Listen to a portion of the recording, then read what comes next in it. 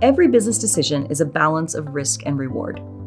You know risks exist in your business, and you have some sense of the scope of the risks as you make decisions. But you aren't consciously thinking about what could go wrong and the impacts to your business. What you don't have is a legal framework to evaluate risk objectively, which is what we'll provide in this program. Let's start with a definition of legal infrastructure. Legal infrastructure is the legal toolset a company has put in place to address known and unknown risks. It's the foundation of risk mitigation in a business's activities. There are three key tools of legal infrastructure: contracts, insurance, and entity and governance.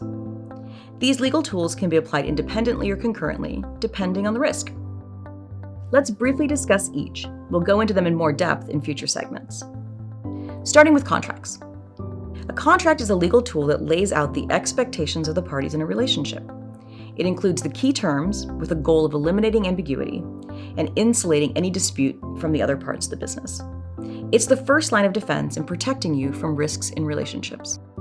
For example, if you enter into a contract and are unable to deliver the promised goods, the contract terms will provide the remedies available to the other party. They'll have the right to come after you for damages as defined in the contract. And hopefully that's the end of it.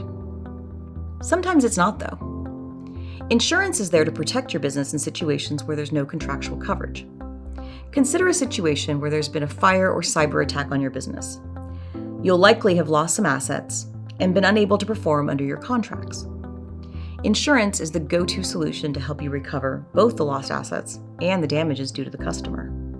You'll get your insurance proceeds, and hopefully, that's the end of it. Sometimes it's not, though. In a situation where the business has a significant financial obligation that's not covered by the contract or by insurance, the owners can rely on the third line of defense, an entity structure that offers the owners limited liability, a corporation or an LLC typically.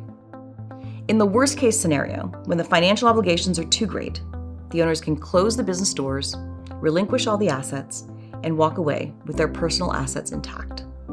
It's not a pretty picture, but it's a good option if the worst case occurs. With an understanding of these three tools, you can weigh which elements of legal infrastructure should be applied in each relationship or risk scenario.